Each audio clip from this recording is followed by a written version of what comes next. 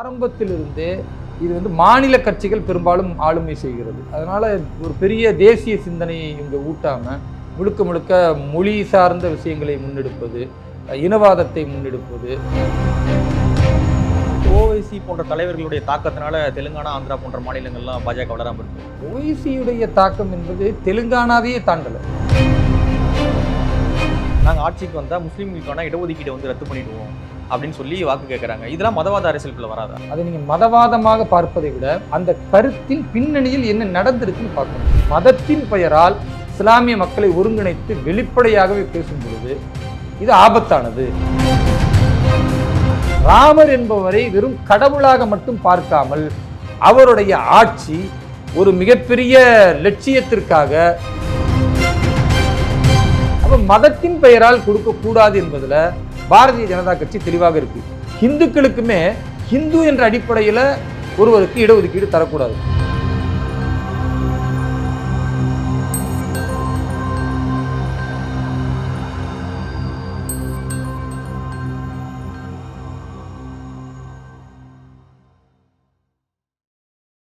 பேசு தமிழா பேசு நேயர்களுக்கு வணக்கம். இன்று நம்மோடு உரையாடுவதற்காக பாஜகவின் சிறுபான்மை பிரிவின் தேசிய செயலாளர் திரு வேலூர் இப்ராஹிம் அவர்கள் இணைந்திருக்காங்க. அவங்க கூட தான் நம்ம உரையாட போறோம். வணக்கம் சார். வாழ்க வளமுடன். ஆந்திராவில் தேர்தல் வேலையெல்லாம் முடிச்சுட்டு இன்னைக்கு தான் தமிழ்நாடு திரும்பியிருக்கீங்க. எப்படி சார் இருக்கு காலம்? பொதுவாக தென்னிந்தியா முழுக்கவே பாரதிய ஜனதா கட்சிக்கு இந்த முறை நல்ல வரவேற்பு இருக்கு. கடந்த காலங்களில் பாரத பிரதமர் திரு நரேந்திர மோடி அவருடைய உரைகள் அந்தந்த மாநில மக்களுக்கு போய் சேருவது என்பது கடினமாக இருந்தது. ஆனால் இன்றைக்கு சமூக வலைதளங்களின் மூலமாக அதே போன்று பிரதமர் அவர்கள் பேசுவது அந்தந்த மாநில மொழியில் மொழியாக்கம் செய்யப்பட்டு மக்களிடத்தில் வேகமாக கொண்டு போனதின் விளைவு இன்றைக்கு பிரதமருடைய அந்த எண்ணங்களை, அவருடைய திட்டங்களை, எதிர்கால இந்தியாவை அவர் கொண்டு போகக்கூடிய வளர்ச்சி பாதை, இவை எல்லாத்தையும் அந்த மக்கள் புரிஞ்சிருக்கிறாங்க. அதனால் பெரும்பாலும் இந்த முறை தமிழகத்தை தாண்டி நான் கேரளா, கர்நாடகா, ஆந்திரா மாநிலங்களில் பிரச்சாரம் முடிச்சிருக்கிறேன். இப்போ அடுத்த 2 நாட்களில் தெலுங்கானா, டெல்லி பயணம் செய்ய இருக்கிறேன். இந்த மற்ற மாநிலங்களை பார்க்கும் பொழுது கேரளாவாக இருக்கட்டும், ஆந்திர பிரதேசம் அல்லது கர்நாடகா எப்பொழுதுமே அது பாரதிய ஜனதா கட்சியின் கோட்டை. இந்த முறையும் அதே நிலையை வென்றெடுக்கும். ஆனால் கேரளாவை பொறுத்த வரைக்கும் பாரதிய ஜனதா கட்சி ஒரு பெரிய போராட்டத்திற்கு மத்தியில் இருந்தது. இந்த முறை திருவனந்தபுரமும் திருச்சூர் என்ற இந்த 2 பார்லிமெண்ட் கான்ஸ்டிடுவன்சியை நிச்சயமாக வெல்லும் என்ற அந்த நம்பிக்கை எங்களுக்கு இருக்குது. அதே போன்று ஆந்திர பிரதேசத்திலும் நாங்கள் ஒரு 5 பாராளுமன்ற தொகுதியை வெல்வதற்கான ஒரு பிரகாசமான வாய்ப்பு இருக்குது. ஸோ இதெல்லாம் தென்னிந்தியாவினுடைய வெற்றி வாய்ப்பை கூட்டும். அதே போன்று உங்களுக்கு கர்நாடகாவை தாண்டி தெலுங்கானா பாரதிய ஜனதா கட்சியினுடைய மிகுந்த வளர்ச்சி உள்ள ஒரு மாநிலம். அதுலேயும் இந்த முறை 5லிருந்து 7 பாராளுமன்ற உறுப்பினர்களை நாங்கள் வெல்வோம் என்ற அந்த நம்பிக்கை இருக்குது. தென்னிந்தியாவுடைய சிறுபான்மை பிரிவினுடைய தேர்தல் பொறுப்பாளராக வேறு நீங்கள் இருக்கீங்க. பொதுவாக பார்த்தீங்கன்னா பாஜகவுடைய வளர்ச்சி இருக்குது அப்படின்னு சொல்கிறாங்க. ஆனால் சிறுபான்மை மக்களிடையே பாஜக வளர்ச்சின்னு ஒன்று இருக்கு இல்லையா? தென்னிந்தியாவில் எப்படி இருக்குது? தென்னிந்தியாவை பொறுத்த வரைக்கும் பெரிய சவால் தான். ஏன்னா வட இந்தியாவில் ஹிந்தி பேசுகிற மாநிலம் அது. 2வது வட இந்தியாவில் பெரும்பாலும் பாரதிய ஜனதா கட்சியினுடைய ஆட்சி இருக்குது. அதனால் தேர்தல் சமயங்களில் ஒரு சில சர்ச்சைக்குரிய கருத்துக்கள் பேசப்பட்டாலும் கூட ஒரு ஆட்சி அமையும் பொழுது அந்த ஆட்சியில் கிடைக்கிற எந்த நலத்திட்டங்களும் யாருக்கும் இவர் இஸ்லாமியர், இவர் கிறிஸ்தவர் அல்லது இவர் ஹிந்து என்று பாகுபாடு இல்லாமல் முறையாக வழங்குவது, சட்டம் ஒழுங்கை சரியாக கண்காணிப்பது, அது மட்டுமல்லாமல் சிறுபான்மை மக்களுடைய பாதுகாப்பிற்கான உத்தரவாதத்தை அளித்து தொடர்ந்து ஒரு 17-18 மாநிலங்களில் பாரதிய ஜனதா கட்சி ஆட்சி நடைபெற்று கொண்டிருக்கிறது. அதனால் வட மாநிலங்களை பொறுத்த வரைக்கும் ஒரு நம்பிக்கை சிறுபான்மை மக்கள்கிட்ட இருக்குது. அவர்கள் வாக்களிக்க தயாராகி இருக்கிறார்கள். ஓரளவு வாக்களிக்க ஆரம்பித்து விட்டார்கள். முத்தலாக் விஷயங்கள் எல்லாம் தென்னிந்தியாவில் பெரிய அளவுக்கு ரீச் ஆகலைன்னா கூட வட இந்திய மக்களுக்கு குறிப்பாக பெண்கள் மத்தியில் நல்ல ரீச் அவுட் ஆகிருக்கு. ஸோ அதனுடைய வெற்றியை பாரதிய ஜனதா கட்சி ஈல்டு பண்ணும், அதில் மாற்று கருத்து இல்லை. ஆனால் தென்னிந்தியாவை பொறுத்த வரைக்கும் அது இந்தி பேசாத மாநிலங்கள் முதலாவது விஷயம். 2வது ஆரம்பத்திலிருந்தே இது மாநில கட்சிகள் பெரும்பாலும் ஆளுமை செய்கிறது. அதனால் ஒரு பெரிய தேசிய சிந்தனையை இங்கே ஊட்டாமல் முழுக்க முழுக்க மொழி சார்ந்த விஷயங்களை முன்னெடுப்பது, இனவாதத்தை முன்னெடுப்பது, சாதிய ரீதியான விஷயங்களை முன்னெடுப்பது, இப்போ இதெல்லாம் இருக்கும் பொழுது தேசியவாதத்தை பேசக்கூடிய பாஜகவிற்கு பெரிய சவால். அந்த சவாலை மெல்ல மெல்ல நாங்கள் உடைத்தெறிந்து விட்டு இன்றைக்கு தமிழகம் உள்ளிட்ட தென்னிந்திய மாநிலங்களில் எல்லோருமே தேசியவாதம் பேசுவது, ஒரு நேஷனலிஸ்ட் என்று சொல்வதை முன்னிலைப்படுத்துவது, சாதி ரீதியாக, இன ரீதியாக, மொழி ரீதியாக வெறியூட்டுவதை வந்து மெல்ல மெல்ல குறைத்திருக்கிறோம். மக்கள்கிட்ட அதற்கான விழிப்புணர்வு வந்திருக்கிறது. இதெல்லாம் பெரிய அளவிற்கு எப்படி மாற்றம் இருக்கிறதோ அதே போன்று சிறுபான்மை மக்களுக்கும் அவர்களுக்காக கொடுத்த நலத்திட்டங்கள், தொடர்ந்து வாக்கு வங்கிக்காக இங்கே இருக்கிற திமுகவாக இருக்கட்டும், அல்லது ஆந்திராவில் இருக்கிற ஒய்எஸ்ஆர்சிபியினுடைய ஜெகன்மோகன் ரெட்டி அவர்களாக இருக்கட்டும், தெலுங்கானாவுடைய காங்கிரஸ் கட்சியாக இருக்கட்டும், இவர்கள்லாம் வழக்கமாக எப்படி சிறுபான்மை மக்கள் வாக்கு வங்கிக்காக அவர்களை பொருளாதார ரீதியாக முன்னேற்ற விடாமல், கல்வி ரீதியாக முன்னேற்ற விடாமல், மத ரீதியான முக்கியத்துவத்தை அளித்து அந்த மத வழிபாட்டு தலங்களுக்கும் மத உணர்வுகளுக்கு மட்டுமே முக்கியத்துவம் அளித்ததின் விளைவு இங்கே பெரிய அளவுக்கு நாம் வளர்ச்சியை பேசினா இஸ்லாமிய மக்கள் காது கொடுக்க மாட்டேங்கிறாங்க. ஆனால் இன்றைக்கு அது ஓவைசி போன்ற தலைவர்களுடைய தாக்கத்தினால தெலுங்கானா, ஆந்திரா போன்ற மாநிலங்கள்லாம் பாஜக வளராமல் இருக்கும். ஓவைசியுடைய தாக்கம் என்பது தெலுங்கானாவே தாண்டலை. நீங்கள் ஆந்திராவுக்குலாம் போக வேணாம். எப்பொழுதுமே ஆந்திராவில் ஓவைசி வெல்லவே கிடையாது. அவர் வெல்லக்கூடிய இடம் என்பது அந்த ஹைதராபாத்தினுடைய 6 சட்டமன்ற தொகுதி, ஒரு பாராளுமன்ற தொகுதி. இதுதான் அவர்கள் நிரந்தரமாக வெல்லக்கூடிய ஒரு தொகுதி. இதை தாண்டி அவர்கள் பெரிய அளவுக்கு எங்கேயுமே இந்தியா முழுக்க பிரகாசிக்கலை. பக்கத்தில் அண்டை மாநிலம் இருக்கிற ஆந்திராவில் கூட அவர்கள் ஒரே ஒரு தொகுதியில் கூட வெல்ல முடியாது. அதனால் அவருடைய தாக்கம்லாம் இல்லை. பொதுவாக அந்தந்த மாநிலங்களில் பாஜகவை எதிர்க்க வேண்டும் என்பதை அந்தந்த ரீஜனல் பார்ட்டி கையில் வைத்திருப்பதனால அந்த இஸ்லாமிய கிறிஸ்தவ வாக்கு வங்கிகளை உடைந்துவிட கூடாது, அவர்களை வளர்ச்சி பாதையின் பக்கம் சிந்திக்க விடக்கூடாது என்று நினைப்பதனால இந்த சவால் எங்களுக்கு இருக்குது. இந்த சவாலை வெல்வதற்கான ஒவ்வொரு விஷயங்களையும் நாங்கள் மேற்கொள்கிறோம். என்னுடைய இந்த பிரச்சாரத்தில் சிறுபான்மை சமூகம் அதிகமாக இருக்கிற இடங்களுக்கு தான் நாங்கள் பயணம் பண்ணுறோம். அங்கே நீங்கள் பார்த்தீங்கன்னா தமிழகம் மாதிரி ஒரு பெரிய எதிர்ப்பை பார்க்க முடியல. ஓரளவு சிறுபான்மை மக்கள் கேட்க ஆரம்பிச்சிருக்கிறாங்க. அவர்கள் எதிர்கேள்வி கேட்குறாங்க. அப்போ இந்த சட்டத்துக்கு என்ன விளக்கம், இந்த சட்டம் கொண்டு வந்திருக்காங்களே இது எங்களுக்கு எதிரானதுன்னு நாங்கள் நினைக்கிறோம், இதை எப்படி நீங்கள் பார்க்குறீங்க, இதுக்கெல்லாம் நாங்கள் விளக்கம் சொல்லும்போது ஒரு நல்ல மாற்றம் இருக்கிறது. அந்த மாற்றத்தை இந்த 2024 தேர்தலில் நிச்சயமாக பாஜக அறுவடை செய்யும். இப்போ தென்னிந்தியாவில் ஒரு கணிசமான சீட்டை வந்து பாஜக வெல்லும்னு நினைக்கிறேன். கண்டிப்பாக வெல்லும், அது எந்த மாற்று கருத்தும் இல்லை. ஓகே, ராகுல் காந்தி அவர்கள் பிரதமர் மோடி அவர்களுக்கு எதிராக ஒரு வீடியோ ஒன்று வெளியிட்டிருக்காங்க. மோடி அவர்களுடைய ஆட்சியில் சில கோடீஸ்வரர்கள் தான் வளர்ந்துக்கிட்டு இருக்காங்க, ஆனால் நாங்கள் ஆட்சிக்கு வந்தால் பல லட்சாதிபதிகளை வந்து வளர்த்து விடுவோம். மோடி அவர்கள் வந்து அம்பானி அதானி கிட்ட வந்து பணம் வாங்கிட்டு செயல்படுறேன்னு சொல்கிறாரு, ஆனால் அவர் தான் வந்து அம்பானி அதானிக்கு ஆதரவாக செயல்பட்டு இருக்காரு அப்படின்னு சொல்லிட்டு ஒரு வீடியோ ஒன்று ரிலீஸ் பண்ணியிருக்காங்க. எப்படி பார்க்குறீங்க? இது வந்து ஒரு பழைய விஷயத்தை புதுசாக மெருகேற்றி பேசி கொண்டு இருக்கிறார். அதை தாண்டி அவர்கிட்ட ஒன்றும் சரக்கு கிடையாது. நீங்கள் 2014 பாரத பிரதமர் திரு நரேந்திர மோடி அவர்கள் வரும் பொழுது ஒரு மாநிலத்தை ஆட்சி செய்தவர் இப்படி ஒரு தேசத்தை ஆட்சி செய்ய முடியும், அதே மாதிரி இவர் சிறுபான்மை மக்களுக்கு எதிரானவர், இவருடைய ஆட்சி வந்துவிட்டால் மிகப்பெரிய இன்னல்களை சிறுபான்மை மக்கள் சந்திக்க வேண்டியிருக்கும் அப்படின்ற ஒரு பிரச்சாரத்தை முன்வைத்தார்கள். அதுக்கு மக்கள் வந்து பதிலடியாக பாரத பிரதமர் திரு நரேந்திர மோடி அவர்களை ஒரு பெரும்பான்மை வாக்கு வித்தியாசத்தில் வெற்றி பெற்றதோடு மட்டுமல்லாமல் அந்த பாராளுமன்றம் வந்து ஒரு தனிப்பெரும்பான்மையோடு பாஜக ஆட்சி அமைத்தது. அப்போ 2019 அடுத்த 5 ஆண்டுகள் வந்து இவர்கள் சொன்ன எந்த விஷயமுமே நடக்கலை. சிறுபான்மை மக்கள் பாதுகாப்பாக இருந்தாங்க. ஒரு மாநிலத்திலிருந்து வந்தவர் ஒரு தேசத்தை ஆள முடியுமான சிறப்பாக 5 வருஷம் ஆட்சி செய்து அதை வந்து நிரூபித்து காட்டியவரே. மறுபடியும் அடுத்த பிரச்சாரம் என்ன வைத்தாங்கன்னா, இவர்கள் வந்து கோடீஸ்வரர்களுக்காக ஆட்சி செய்கிறார்கள், 2 கோடீஸ்வரர்களுக்காகத்தான் பிரதமர் வந்து இந்த தேசத்தை அடமானம் வைக்கிறார் அப்படின்ற பல்வேறு குற்றச்சாட்டை வைத்தார். அது மட்டுமல்லாமல் மோடி அவர்களை வந்து திருடன் என்று மறைமுகமாக விமர்சித்தார். அதே போன்று ரஃபேல் ஊழலில் இருந்து பல்வேறு விஷயங்களை முன்னெடுத்தார். ஆனால் இது எதுவுமே நிதர்சனமாக அவர்களுக்கு கை கொடுக்கல. ஏன்னா எல்லாமே பொய்யான செய்தி என்பதனால மக்கள் வந்து திரு ராகுல் காந்தி அவர்களை புறக்கணித்து பாரத பிரதமர் திரு நரேந்திர மோடி அவர்கள் மீண்டும் எங்களுக்கு பிரதமராக வேண்டும் என்று மறுபடி வாக்களித்து 303 பாராளுமன்ற உறுப்பினர்கள் நாங்கள் மீண்டும் தனிப்பெரும்பான்மை. இப்போ திரும்பவும் ஏதாவது சொல்லணும்னா அவருக்கு சரக்கு இல்லை. அதனால் பழைய விஷயத்தை மீண்டும் பேச ஆரம்பித்திருக்கிறார். இது கேட்டு புளித்து போன ஒரு செய்தி என்பதனால பாரதத்தில் உள்ள யாரும் திரு ராகுல் காந்தியினுடைய இந்த பேச்சுக்கு பெரிய முக்கியத்துவம் அளிக்க மாட்டாங்க. மோடி அவர்களுடைய பேச்சில் வந்து ஒரு பதட்டம் தெரியுது. பாஜகவுடைய வீழ்ச்சி வந்து ஆரம்பிச்சிருச்சு. காங்கிரஸ் வந்து மக்களிடையே ஒரு எழுச்சி பெறுவதை வந்து மோடி அவர்களால் ஏற்றுக்கொள்ள முடியல, ஒரு பதட்டம் தெரியுது அப்படின்றாங்க ராகுல் காந்தி அவர்கள். ராகுல் காந்தி அவர்கள் மட்டுமல்ல, எதிர்க்கட்சிகள் எல்லோரும் இப்படித்தான் பேசணும். இப்படி பேசலன்னா அப்புறம் எதிர்க்கட்சின்னு நாங்கள் எப்படி சொல்ல முடியும்? ஒரு பிரதமராக 3வது முறை முன்னிறுத்தப்படுகிறார். எந்தவித ஊழலும் இல்லாத ஒரு அமைதியான மக்களை சரியான முறையில் சமத்துவத்தோடு வழிநடத்தக்கூடிய ஒரு தலைவராக இருக்கிறார். அப்படிப்பட்ட ஒருவரை எதிர்க்க வேண்டுமென்றால் இந்த மாதிரி ஏதாவது ஒன்று சொல்லணும்.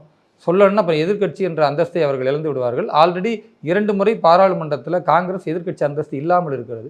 மீண்டும் அதே நிலை தொடருமோ என்ற அச்சத்தினால் இப்படி காங்கிரஸும் பிற எதிர்க்கட்சிகளும் பேசுகிறார்கள். பேசட்டும், தேர்தல்னா எதிர்க்கட்சி பேசினா தானே அது சரியாக இருக்கும். அவர்கள் பேசும் பொழுது அவர்கள் எதையாவது உளறுவார்கள், அல்லது ஏதாவது இந்த தேசத்துக்கு எதிராக பேசும் பொழுது எங்களுக்கு 2 பாயிண்ட் கிடைக்கும். அப்போ தான் நாங்களுமே பதிலடி கொடுக்க முடியும். அதனால் எதிர்க்கட்சிகள் பேசுவதை விமர்சிப்பதை வரவேற்கிறோம். ராகுல் காந்தி அவர்களுடைய ஆலோசகர் சாம் பிரிட்டோடா அவர்கள் தெரிவித்த கருத்து வந்து சர்ச்சையாக இருக்கு. பிரதமர் மோடி அவர்கள் கூட கண்டனம் தெரிவிச்சிருக்காங்க. தென்னிந்தியாவில் இருக்கக்கூடியவங்கெல்லாம் வந்து ஆப்பிரிக்கக்காரர்கள் போலும், இது போல நிறத்தை வச்சு சில வரையறை வந்து அவர் சொல்லியிருக்காரு. இது வந்து கடுமையான கண்டனத்தை வந்து எழுப்பியிருக்கு. எப்படி பார்க்குறீங்க? ஒரு சாம் பிரிட்டோ வந்து தொடர்ந்து சர்ச்சைக்குரிய பேசக்கூடிய ஒரு நபர் தான்.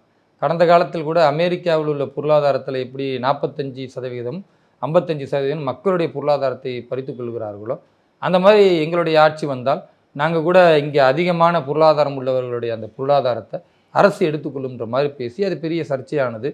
பாரத பிரதமர் திரு நரேந்திர மோடி அவர்களே மக்களிடத்தில் அதை கேள்வி கேட்டார். உங்களுடைய உழைப்பின் மேலும் நீங்கள் உயர்ந்திருக்கும் பொழுது அந்த பொருளாதாரத்தை அரசு எடுத்துக்கொள்ளும், காங்கிரஸ் எடுத்துக்கொள்ளும் என்றால் இது அநியாயம் இல்லையான்னு கேட்கும் பொழுது அது மிகப்பெரிய எதிர்ப்பு அலையை காங்கிரஸுக்கு உருவாக்கியது. வேறு வழி இல்லாமல் காங்கிரஸ் வந்து அமைதி காத்தது. பெருசாக அவங்களால் பதில் சொல்ல முடியல. மீண்டும் அவர் என்ன பேசுகிறாருன்னா, தென்னிந்தியர்கள்லாம் கருப்பர்கள் அப்படின்ற மாதிரி ஒரு நாட்டை உதாரணம் காட்டி, அதே மாதிரி வட இந்தியாவில் உள்ளவர்களை ஒரு நிறத்தின் அடிப்படையில் உதாரணம் காட்டுறாரு. பொதுவாக நிறத்தின் அடிப்படையில், மொழியின் அடிப்படையில் யாருமே இங்கே உயர்வு தாழ்வந்தவர்கள் கிடையாது. அதுவும் இன்னொரு நாட்டை ஒப்பிட வேண்டிய அவசியமும் கிடையாது. பாரதம் என்பது பல மொழிகள், பல மதங்கள், பல கலாச்சாரங்கள், பல நம்பிக்கைகள், இவை எல்லாவற்றையும் உள்ளடக்கி யூனிட்டி இன் டைவர்சிட்டி என்கிற வேற்றுமையில் ஒற்றுமை காண்கிற ஒரு தேசம். அதுதான் இந்த தேசத்தினுடைய மிகப்பெரிய பெருமை. அதை திரு நரேந்திர மோடி அவர்களே சொல்லி இருக்கிறார். அப்படிப்பட்ட ஒரு தேசத்தை, அப்படிப்பட்ட அந்த தேசத்தில் வாழக்கூடிய 140 கோடி மக்களை பல்வேறு மொழிகளாக, நிறங்களாக மீண்டும் பிரிக்கக்கூடிய ஒரு மனநிலை அவருக்கு வந்ததுக்கு காரணம், அவர் அமெரிக்காவில் இருக்கிறாரு. அமெரிக்கா என்பது ஒரு நிறவெறி மனநிலையை கொண்ட நாடு. அந்த நிறவெறி மனநிலை கொண்ட நாட்டின் தாக்கத்தினால் அவர் இந்த பாரதத்தை அப்படி இழிவுபடுத்தி பேசுகிறார். அதை கடுமையாக பாஜக மட்டுமல்ல, பல நியாயமான கட்சிகள் எல்லாருமே எதிர்த்தார்கள். அதன் விளைவு இன்றைக்கு அவர் காங்கிரஸினுடைய பொறுப்பிலிருந்து ராஜினாமா செய்திருக்கிறார்.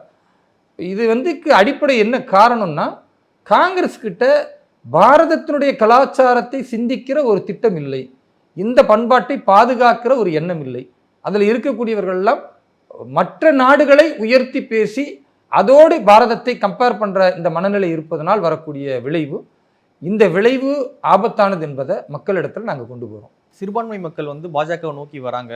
பாஜக வந்து ஒரு மதவாத அரசியல் செய்கிறது இல்லை அப்படின்னு நீங்கள் சொல்கிறீங்க. ஆனால் வந்து அமித்ஷா வந்து கர்நாடகா எலெக்ஷன் போது சொன்னார், நாங்கள் ஆட்சிக்கு வந்தால் முஸ்லீம்களுக்கான இடஒதுக்கீட்டை வந்து ரத்து பண்ணிவிடுவோம் அப்படின்னு சொல்லி வாக்கு கேட்குறாங்க. இதெல்லாம் மதவாத அரசியலுக்குள்ளே வராதா? அடிப்படையில் திரு நரேந்திர மோடி அவர்கள் பேசுவதாக இருக்கட்டும், மத்திய அமைச்சர் திரு அமித்ஷா அவர்கள் பேசுவதாக இருக்கட்டும், இஸ்லாமியர்களை குறித்து பேசுவதை அதை நீங்கள் மதவாதமாக பார்ப்பதை விட அந்த கருத்தின் பின்னணியில் என்ன நடந்திருக்குன்னு பார்க்கணும். இப்போ நேற்றும் முன்தினமும் பிரதமர் அவர்கள் என்ன பேசுனாங்க, அதாவது நீங்கள் ஓட் ஜிஹாதிற்கு வாக்களிக்க போகிறீர்களா, ராமராஜ்யத்திற்கு வாக்களிக்க போகிறீர்களா அப்படின்ற ஒரு கேள்வியை மக்கள் முன்னால் வைக்கிறார். உடனடியாக காங்கிரஸ் என்ன பார்க்குதுன்னா, பார்த்தீர்களா இவர்கள் மதவாதத்தை பேசுகிறார்கள், இது வந்து ஆபத்தானது, இது சிறுபான்மை மக்களை அடக்குவதற்காக இவர் பேசுகிறார் அப்படின்னு உடனே பிரச்சாரத்தை முன்வைக்கிறாங்க. அடிப்படையில் அவர் பேசுவதற்கான காரணம் என்ன? உத்தரப்பிரதேசத்தில் சமாஜ்வாதி கட்சியை சார்ந்த ஒரு முஸ்லீம் வேட்பாளர் இஸ்லாமிய வாக்கு வங்கி பெறுவதற்கு அந்த சமாஜ்வாதி கட்சி கடந்த காலத்தில் உத்தரப்பிரதேசத்தை ஆளும் பொழுது என்ன செஞ்சோம் அப்படின்னு பேசினா எங்களுக்கு மாற்று கருத்து இல்லை, அல்லது நாங்கள் வந்தால் என்ன செய்வோம் சிறுபான்மை மக்களுக்குன்னு பேசினாலும் மாற்று கருத்து இல்லை. அவர் என்ன பேசுகிறாருன்னா, நாங்கள் ஓட் ஜிஹாத் நம்ம பண்ணணும், இஸ்லாமியர்கள் எல்லோரும் வந்து ஒரு ஜிஹாது மாதிரி ஓட்டு போடுறதை நீங்கள் எடுக்கணும்னா, ஜிஹாத் என்ற ஒரு இஸ்லாமிய நம்பிக்கை தன்மையை எப்படி தீவிரவாதிகள் அப்பாவிகளை பலி கொடுப்பதற்கு பயன்படுத்தினார்களோ, அதே போன்று காதல் என்பது இரு மனங்கள் இணைவது, அது இயல்பாக யாரும் யாரோடையும் வந்து காதல் பண்ணுவாங்க, அந்த நேரத்தில் பெருசாக மதம் பார்க்க மாட்டாங்க. ஆனால் இஸ்லாமிய ஆண்கள் குறிப்பாக இந்து பெண்களை திருமணம் முடிப்பது என்பதை ஒரு அஜெண்டாவாக இந்த பாப்புலர் ஃப்ரண்ட் ஆஃப் இந்தியா போன்ற அமைப்புகள், ஒரு சில அடிப்படைவாத சக்திகள் கொள்ளும் பொழுது அதை ஒரு ஜிஹாதின் பெயரால், இது என்னமோ மார்க்கத்திற்காக செய்யறன்ற பெயரில் அவர்கள் ஆரம்பித்ததின் விளைவு சார், லவ் ஜிஹாதுன்னு இல்ல வந்துச்சு. இயற்கையாவே இஸ்லாமிய மதத்துக்கு நிறைய மக்கள் மாறிக்கிட்டு இருக்காங்க. அப்படி இருக்கும் பொழுது குறிவைத்து பெண்களை திருமணம் செய்து மதம் மாற்றணும்ன்ற அதான் ஐடியாலஜி ஏன் வருது? நாங்க என்ன சொல்றோம்னா, பொதுவாக இஸ்லாமியர்களாக மாறுவதில் எந்த மாற்று கருத்தும் இல்லை. அதே போன்று இந்துக்களை காதலிக்கிற இஸ்லாமிய பெண்களும் போய் திருமணம் முடிச்சு இந்துவா மாறுறாங்க, அதுலயும் பிரச்சனை இல்லை. இது ஒரு அஜெண்டாவா பயன்படுத்தி எந்த ஒரு காரணம் என்ன அப்படின்னு பார்த்தீங்கன்னா, அதாவது இஸ்லாமிய மதத்திற்கு ஒருவர் மாறினால் அவருக்கு ஒரு பெரிய இறை நன்மை கிடைக்கும், அதை மாற்றக்கூடியவருக்கு பெரிய நன்மை கிடைக்கும் அப்படின்றது இருக்கு. அதை மாற்றக்கூடியவர் என்றால் கருத்தியலாக பேசி அந்த கடவுள் கொள்கை உங்களுக்கு பிடிச்சிருந்து நீங்கள் மாறினா பிரச்சனை இல்லை. ஆனால் ஒரு பெண்ணை நீங்கள் காதல் பண்ணி இந்த நோக்கத்திற்காகவே அவங்க குடும்பத்திலேருந்து பிரித்து அது ஒரு பெரிய இஷ்யூவாக்கி அப்படின்ற ஒரு மனநிலை வந்தால் அதை ஒரு அஜெண்டாவாக ஃபாலோ பண்ணால், அதனால தான் லவ் ஜிஹாத் என்ற அந்த பெயரை பாரதிய ஜனதா கட்சியினுடைய ஒரு சில முக்கிய நிர்வாகிகளாக இருக்கட்டும், திரு யோகி ஆதித்யநாத் போன்ற உத்தரப்பிரதேசத்தின் முதல்வர் அவர்கள் முதற்கொண்டு அதை பேசுகிறாங்க. அப்போ அதுக்கு என்ன காரணம் அப்படின்னா, அப்பாவிகளை கொள்வதற்கு இஸ்லாமிய நம்பிக்கையான ஜிஹாதை எப்படி இவர்கள் பயன்படுத்துகிறார்களோ, அபலை பெண்கள் அல்லது வேறு மதத்தில் உள்ள பெண்களை காதல் செய்து திருமணம் முடிப்பதன் மூலம் இஸ்லாமிய வளர்ச்சியை மேம்படுத்தி விடலாம் என்று ஒரு அஜெண்டாவை கையில் வைத்துக்கொண்டு செய்யும் பொழுது அது எப்படி லவ் ஜிஹாதாக பெயர் சூட்டப்படுகிறதோ, அதனுடைய வழியில் அதே உத்தரப்பிரதேசத்தில் இன்னைக்கு ஓட்டு போகிறது உங்களுடைய ஜனநாயக உரிமை, சரியாக வாக்களிங்க, இஸ்லாமியர்கள் எனக்கு வாக்களிங்க, நான் ஒரு இஸ்லாமியர் அப்படின்னு பேசினா கூட தவறு கிடையாது. ஆனால் ஓட்டு ஜிஹாத் என்ற ஒரு வார்த்தையை உபயோகப்படுத்தினால் அப்போ இஸ்லாமிய நம்பிக்கையை இதில் பயன்படுத்தி மதத்தின் பெயரால் இஸ்லாமிய மக்களை ஒருங்கிணைத்து வெளிப்படையாகவே பேசும் பொழுது இது ஆபத்தானது அப்படின்றத பாரத பிரதமர் உணர்த்தும் விதமாகத்தான் நீங்கள் ஓட் ஜிஹாத் என்று சொல்லக்கூடியவர்களுக்கு வாக்களிக்க போகிறீர்களா அல்லது ராமராஜ்யத்திற்கு வாக்களிக்க போகிறீர்களா? இப்போ ராமராஜ்யம்னா அப்போ அதுவும் மதவாதம் தானே அப்படின்னு நீங்கள் நினைக்கலாம். இந்த நாட்டினுடைய தேச தந்தையாக நாம் போற்றக்கூடிய மகாத்மா காந்தி அவர்கள் ராமராஜ்யத்தை அமைத்து தீர வேண்டும் என்ற எண்ணத்தில் இருந்தார் இல்லையா? அவர் சுவராஜ்யம் என்று சொல்லக்கூடிய ஒரு புத்தகத்தை எழுதுகிறார். அதில் அவர் ராமராஜ்யம் தான் என்னுடைய கனவு, ராமராஜ்யம் என்பது இந்து நம்பிக்கையை கொண்டது அல்ல, ராமராஜ்யம் என்பது அமைதி, சமூக நீதி, சமத்துவம், அன்பு, உண்மை இவை அனைத்தையும் உள்ளடக்கி தெய்வ நம்பிக்கை, ஆன்மீக நம்பிக்கை கொண்ட ராமராஜ்யத்தை நாம் உருவாக்க வேண்டும். அது பாபர் ராஜ்யம் கூட சொல்லலாம்ல? தவறுங்க. ஏன்னா பாபருடைய ராஜ்யம் என்பது இஸ்லாமியர்களை போற்றி இந்துக்களை அழிப்பதற்கான ராஜ்யமா இருந்துச்சு. அதே போன்று கிறிஸ்தி வரி என்று சொல்லி இந்துக்கள்கிட்ட கூடுதல் வரி செலுத்தக்கூடிய ஒரு நிலையைத்தான் பாபரும் அவுரங்கசீப் ராஜ்யம். அதாவது இப்படி புரிஞ்சுக்க, நீங்க தேசத்தந்தை ஏன் ராமராஜ்யம் என்று சொல்லுகிறார் என்றால், ஒரு நாட்டில் எந்த கல்ச்சர் எந்த அடிப்படையில் மக்களின் நம்பிக்கை இருக்கிறதோ அதைத்தான் முன்னெடுத்துவாங்க. இந்த தேசத்தை பொறுத்த வரைக்கும் நபிகள் நாயகம் இங்கே பிறக்கலை. நீங்கள் நபிகள் நாயகம் பிறந்த ஊரில் போய் ராமராஜ்யம் பேசுனா அது நீங்கள் வம்புக்கு இழுக்கிறீங்கன்னு அர்த்தம். அல்லது நீங்கள் ஒரு கிறிஸ்துவ நாடாக அங்கீகரித்து கொண்டு இருக்கிற நாடுகளில் போயிட்டு நீங்கள் ராமராஜ்யம் பேசுனீங்கன்னா அது நீங்கள் வம்புக்கு இழுக்கிறீங்கன்னு அர்த்தம். ஆனால் செக்யூலர் கண்ட்ரியாக இருந்தாலும் இந்த நாடு பெரும்பான்மை 100 கோடி மக்களுக்கு மேல் உள்ள மக்கள் இஸ்லாமியர்கள், கிறிஸ்தவர்கள்லாம் மதம் மாறியவர்கள் தானே. அதற்கு முன்னால் இந்த நாட்டில் எந்த மதத்தின் நம்பிக்கையில் இருந்தார்களோ இந்த நாட்டின் நம்பிக்கை என்ன, புராதான சிந்தனைகள் என்ன அப்படின்னு பார்த்தீங்கன்னா, ராமர் என்கிற ஒருவர் ஆட்சி செய்தார். அவரை நீங்கள் வெறும் கடவுள் அப்படின்றத மட்டும் சுருக்காதீங்க. காந்தியடிகள் ராமரை கடவுள் என்ற ஒரு வரையறுக்குள்ள சுருக்கலை, அவர் பிராடா சொல்றார். அதனால தான் அவர் சொல்றாரு, சமூக நீதி, சமத்துவம், அன்பு இவை அனைத்தையும் நிலைநாட்ட ராமராஜ்யம் வேணும். அப்போ ராமராஜ்யத்தை அந்த அடிப்படையில் கொண்டதுனால தான் இந்த பாரத தேசத்தில் இஸ்லாமியர்களை அரவணைத்து பாதுகாப்போடு வைத்திருக்கிறார்கள், கிறிஸ்துவர்களை அரவணைத்து பாதுகாப்போடு இருக்கிறார்கள். பாரதத்தில் உள்ள இஸ்லாமியர்களை போன்று சுதந்திரமாக பொருளாதாரத்தை ஈட்டுவதாக இருக்கட்டும், அவர்கள் வாழ்வியலை மேற்கொள்வதாக இருக்கட்டும், பக்கத்தில் இருக்கிற பாகிஸ்தானில் மேற்கொள்ள முடியுமா? கிடையாது. எங்கு பார்த்தாலும் குண்டு வெடிக்கிறது, இஸ்லாமியர்களை கொல்லக்கூடிய ஒரு மோசமான மனநிலை. பங்களாதேஷில் நீங்கள் பார்க்க முடியுமா? ஆப்கானிஸ்தானில் பார்க்க முடியுமா? இதெல்லாம் நம்ம அண்டை நாடுகள் இஸ்லாமிய நாடுகள் என்று அறிவித்திருக்கக்கூடிய நாடுகளிலேயே அவர்கள் இந்த சமூக நீதியை, சமத்துவத்தை, அன்பை நிலைநாட்ட முடியலை. ஆனால் பாரதம் ராமராஜ்யம் என்ற இந்த தெய்வீக நம்பிக்கையை கொண்ட அடிப்படையில் இருப்பதனால ராமர் என்பவரை வெறும் கடவுளாக மட்டும் பார்க்காமல் அவருடைய ஆட்சி ஒரு மிகப்பெரிய லட்சியத்திற்காக தன்னுடைய ஆட்சியை விட்டு கொடுக்கும் மனநிலை, அதே போன்று எதிரிகளை கூட தாக்குவதற்கு முன்னால் அவர்களை அவகாசம் கொடுத்து திருந்துவதற்கான வாய்ப்பளிப்பது, அல்லது அவர்கள் திருந்தாவிட்டால் அவர்களை அழிப்பதற்கான முயற்சி எடுத்து அதற்கான முயற்சியில் வெற்றி பெறுவது, அதே போன்று பெற்றோர்களுக்கு மரியாதை தருவது, இவை அனைத்தையுமே இந்த தேசம் பல்லாயிரம் ஆண்டுகளாக ராமர் என்கிற ஒரு அடையாளம் அவருடைய அந்த கருத்துக்களை வைத்துத்தான் அடையாளப்படுத்தியிருக்கிறது. அதைத்தான் காந்தியடிகள் சொல்லுகிறார், என்னுடைய கனவு என்பது இந்த தேசம் ராமராஜ்யமாக அமைய வேண்டும், ராமராஜ்யம் என்பது தெய்வீக நம்பிக்கையும் ஆன்மீக நம்பிக்கையும் உள்ள தேசமாக மாற வேண்டும். அதுதான் எங்களுடைய நம்பிக்கை. அதனால தான் இன்றைக்கு பாரதத்தில் கடவுள் நம்பிக்கை தெய்வீக நம்பிக்கை இருக்கிற இஸ்லாமியரையோ கிறிஸ்தவரையோ ராமராஜ்யத்தை அமைப்போம் சொல்ற யாருமே எதிர்க்கிறது கிடையாது. ஏன்னா அது கடவுள் நம்பிக்கை உள்ளவர்கள் கடவுள் நம்பிக்கையை இன்னொரு நம்பிக்கையை மதிக்கத்தான் செய்வாங்க. அப்படி மதிக்க தெரியாதவர்கள் இந்த ராமராஜ்யத்திற்கு எதிரானவர்களாக இருப்பார்கள். இன்னொரு விஷயத்தை நீங்க பார்க்கணும், அயோத்தியில இன்னைக்கு ஸ்ரீராம ஜென்ம பூமியில குழந்தை ராமருடைய கோவில் கட்டப்பட்டிருக்கிறது. நானே நேரடியாக போனேன். நான் ராமராஜ்யத்தை அங்கே பார்த்தேன். அங்கே ராமராஜ்யம்னா என்ன? லட்சக்கணக்கான மக்கள் வழிபட்டு கொண்டு இருக்கும் பொழுது நான் தொப்பி அணிந்து தாடி அணிந்து அங்கே நான் போகும்பொழுது பார்க்கிற எல்லா மசூதிகளும், நீங்கள் அயோத்திக்கு போகும்பொழுது 4 மசூதிகள் அதே சாலையில் இருக்கும். 4 மசூதிகளும் பாங்கு சொல்லப்படுகிறது, தொழுகை நடத்தப்படுகிறது. நான் அயோத்தியில் அந்த குழந்தை ராமருடைய அந்த திருவுருவச் சிலைக்கு அருகில் நான் போகும் பொழுது லட்சக்கணக்கான பக்தர்கள் என்னை வரவேற்கிறாங்க. ஜெய் ஸ்ரீராம் என்று சொல்லி அவர்கள் என்னை வாழ்த்து சொல்லுகிறார்கள். நிறைய இந்து சகோதரர்கள் கட்டி பிடித்து செல்ஃபி எடுக்கிறாங்க, புகைப்படம் எடுக்கிறார்கள். என்றால் இதுக்கு பேர் தான் ராமராஜ்யம். ராமராஜ்யம் என்பது எங்கள் கடவுள் நம்பிக்கையை நாங்கள் போற்றுகிறோம், மதிக்கிறோம். அதே வேளையில் பிறருடைய நம்பிக்கையும் நாங்கள் மதிக்கிறோம். இங்கே ஒரு மதத்தை விட இன்னொரு மதம் உயர்ந்தது என்றோ இன்னொரு மதத்தில் உள்ள நம்பிக்கையை கொச்சைப்படுத்துவதையோ ஏற்றுக்கொள்ள மாட்டோம் என்று சொல்லுவதற்கு பேர் ராமராஜ்யம். அது தேவைதானே? அதைத்தான் பாரத பிரதமர் சொல்லுகிறாரே தவிர ராமராஜ்யம் என்பதை காந்தியடிகள் அன்று சொன்னார்.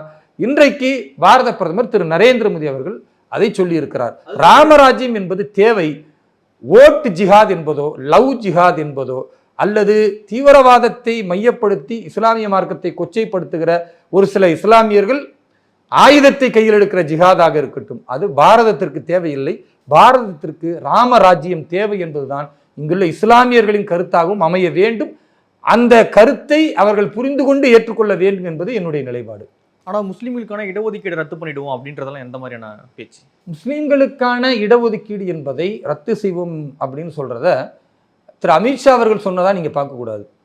இந்தியாவுடைய அரசியல் அமைப்பு எந்த மதத்தின் பெயராலும் இடஒதுக்கீடு கொடுக்கக்கூடாது என்று தெளிவாக சொல்லியிருக்கிறது. அப்ப அரசியலமைப்பு சொன்னதைத்தான் அமித்ஷா அவர்கள் சொல்லிக் கொண்டு தமிழ்நாட்டில் இஸ்லாமியர்களுக்கான இடஒதுக்கீடு இருக்கு இல்லையா? ஆமா, தமிழ்நாட்டில் இஸ்லாமியர்களுக்கான இடஒதுக்கீடு கிடையாதுங்க. இடஒதுக்கீடு இஸ்லாமியர்கள்ல பிற்படுத்தப்பட்டவர்களுக்கான இடஒதுக்கீடுன்னு ஒரு கமிஷன் வச்சு அந்த கமிஷன் மூலமா கொடுக்குறாங்க. மதத்தின் பெயரால் கொடுத்தா தமிழ்நாட்டில் கொடுத்த அந்த இடஒதுக்கீடும் செல்லாது. இது அடிப்படையில் நீங்க புரிந்து கொள்ளணும். ஏன்னா ஆந்திர பிரதேசத்துல மதத்தின் பெயரால் முஸ்லீம்களுக்கான இடஒதுக்கீடுன்னு முதல்ல 5% கொடுத்தாங்க. உயர் நீதிமன்றம் தடுத்து விட்டது, அதை ரத்து செய்தது. பிறகு ஒரு 2 வருஷம் பொறுத்து மீண்டும் இஸ்லாமியர்களுக்கான இடஒதுக்கீடுன்னு கொடுத்தாங்க, அதையும் ரத்து செய்தது. பிறகு உள்ஒதுக்கீடு என்று ஒரு டிராமா பண்ணி கொடுத்தாங்க, அதையும் தடை செய்தது. இன்றைக்கு மீண்டும் மீண்டும் உயர் நீதிமன்றம் ரத்து செய்ததன் விளைவாக இஸ்லாமியர்களுக்கு என்ற பெயரில் கொடுத்த இடஒதுக்கீடு அரசியலமைப்பு பெஞ்சில் இன்னைக்கு இருக்கு. இன்னும் அதுக்கு தீர்ப்பு சொல்லப்படலை. அப்போ மதத்தின் பெயரால் கொடுக்கக்கூடாது என்பதில் பாரதிய ஜனதா கட்சி தெளிவாக இருக்கு. ஹிந்துக்களுக்குமே ஹிந்து என்ற அடிப்படையில் ஒருவருக்கு இடஒதுக்கீடு தரக்கூடாது. அப்போ நீங்கள் கேட்கலாம், எஸ்சி எஸ்டிக்கு கொடுக்கலாமான்னு. அவர்கள் ஹிந்துக்களில் பட்டியல்படுத்தப்பட்ட மிகவும் பின்தங்கிய ஒடுக்கப்பட்ட மக்கள், அவர்களுக்கான இடஒதுக்கீடு தரமே தவிர ஹிந்து என்பதனால செட்டியார் நாடார் முதலியார் எல்லாருக்குமே கொடுக்குறாங்களா? அப்படிலாம் கிடையாது. அப்போ இஸ்லாமியர்கள்லையும் பிற்படுத்தப்பட்ட பஸ்வந்தா முஸ்லீம்கள் அப்படின்னு இருக்கிற பல மாநிலங்களில் இருக்கிறாங்க. ரொம்ப ஒடுக்கப்பட்ட முஸ்லீம்கள் இருக்காங்க. அவங்க கல்வியிலேயோ பொருளாதாரத்திலேயோ மேம்படவே கிடையாது. அந்த இஸ்லாமியர்களுக்கு முன்னுரிமைப்படுத்தணும்னு பாரத பிரதமர் திரு நரேந்திர மோடி அவர்கள் பேசியிருக்கிறார். அதற்கான நலத்திட்டங்களை கொண்டு போய் சேர்த்து கொண்டு இருக்கிறோம். வரக்கூடிய ஆட்சியில் அந்த மக்களுக்கு கூடுதல் கவனம் செலுத்தப்படும். இதெல்லாம் நாங்கள் செய்யத்தான் செய்கிறோம். பஸ்வந்தா முஸ்லீம்களுக்கு செய்கிறோம். பிரதமர் தானே பேசுகிறார். மார்க்கம் என்ற அடிப்படையில், இஸ்லாம் என்ற மதம் என்ற அடிப்படையில் நீங்கள் எதை பேசினாலும் அதை பாரதிய ஜனதா கட்சி எதிர்க்கும். கிறிஸ்துவம், ஹிந்து, இஸ்லாம் என்ற பெயரில் இடஒதுக்கீடு கூடாது என்பது எங்கள் நிலைப்பாடு. தமிழ்நாட்டில் எலெக்ஷன் முடிஞ்ச பிறகாக பாஜகவுடைய செயல்பாடுன்றது குறைஞ்சிருச்சோ? அண்ணாமலை அவர்கள் பிரஸ் மீட்டை காணோம். ஒரு பரபரப்பான அரசியல் இல்லையே பாஜகவுக்கு. பாரதிய ஜனதா கட்சியினுடைய செயல்பாடு எப்பயுமே குறையாதுங்க. திமுக அதிமுகவை பொறுத்த வரைக்கும் அவர்கள் எலெக்ஷனுக்கு 4 மாதத்துக்கு முன்னால் வேலை செய்கிற கட்சி. பாரதிய ஜனதா கட்சி 5 வருடங்கள் இருக்குன்னா 5 வருஷமும் எங்களுக்கு வேலை திட்டம் கொடுத்துக்கிட்டே இருப்பாங்க. அந்த வேலை திட்டங்களை நாங்கள் செய்து கொண்டே இருக்க வேண்டும். அதில் ஓய்வே இருக்காது. இன்னும் சொல்லப்போனால் பாரதிய ஜனதா கட்சியினுடைய ஒவ்வொரு நிர்வாகிகளுமே கதறுவாங்க, ஐயோ முடியலையே இவ்வளோ வேலை திட்டம் கொடுக்குறாங்களேன்னு. ஆனால் அது பழகி போய்விட்டது. வேலை இல்லாமல் அவர்களால் இருக்கவும் முடியாது. எதாவது செய்து கொண்டே இருக்கணும் மக்களுக்கு சேவையாக. அந்த அடிப்படையில் தான் இப்போ ஜூன் 4க்கு தான் தேர்தல் ரிசல்ட். இங்கே தேர்தல் முடிந்து விட்டது. அதனால் தேர்தல் காலகட்டமாக இருப்பதனால நீங்கள் வெவ்வேறு செயல்பாடுகளை ரொம்ப இலகுவாக செய்ய முடியாது. இது எலெக்ஷன் கமிஷனுடைய அனுமதி வாங்கணும். அதெல்லாம் தாண்டி இப்போ அரசியல் பேசுவதற்கான வேலை தமிழகத்தில் இல்லை. பத்திரிகையாளர்களுடைய குரல் நெருக்கப்படுது அப்படின்ற ஒரு பேசிக்கொண்டு இருக்கிறாங்களே. எங்களுடைய மகளிரினுடைய தேசிய தலைவி வானதி சீனிவாசன் அவர்கள் பாரதிய ஜனதா கட்சியின் கருத்தை பேசியிருக்கிறாங்க. திரு அண்ணாமலை அவர்கள் மட்டுமே பேச வேண்டும் என்பது கிடையாது. இங்கே மற்றவர்களும் அதை பேசலாம். எங்களுடைய மாநில தலைவர் திரு அண்ணாமலை அவர்கள் தமிழகத்தில் முடித்த பிறகு கேரளாவில் பிரச்சாரத்தை முடித்து, கர்நாடகாவில் முடிச்சுட்டு இப்போ தெலுங்கானாவில் அவர் பிரச்சாரம் செஞ்சுக்கிட்டு இருக்கிறார். நான் ஆந்திராவில் செய்து கொண்டு இப்போ தான் பிரச்சாரத்தை முடிச்சுட்டு வந்திருக்கேன். மறுபடியும் இப்போ நான் தெலுங்கானாக்கு போக வேண்டியிருக்கு. இது எல்லா பொறுப்பில் உள்ளவர்களும் வெவ்வேறு மாநிலங்களில் கடுமையாக உழைத்து கொண்டு இருக்கிறதுனால தமிழகத்தில் பெரிய அளவுக்கு அரசியல் பேசலை பாஜக. ஜூன் 4க்கு பிறகு நாங்கள் தான் அரசியல் பேசுவோம், பாஜக தான் அரசியல் செய்யும். எங்களோட இணைந்து பல கருத்துக்களை பகிர்ந்தமைக்கு நன்றி. நன்றி, வாழ்த்துக்கள். உலக தமிழ் சொந்தங்களுக்கு வணக்கம். நான் ராஜவேல் நாகராஜன். பேசு தமிழா பேசு வலையொலியுடைய வளர்ச்சிக்கு நீங்களும் உறுதுணையாக இருக்கணும்னு நினச்சிங்கன்னா இந்த வீடியோடைய டிஸ்கிரிப்ஷனில் இருக்கக்கூடிய ரேசர் பே லிங்கை கிளிக் பண்ணுங்கள். அந்த லிங்க்கில் போயிட்டு உங்களுக்கு விருப்பமான தொகையை பேசு தமிழா பேசுவனுடைய வளர்ச்சிக்கு உங்களுடைய பங்களிப்பாக நீங்கள் கொடுக்கலாம். நன்றி, வணக்கம்.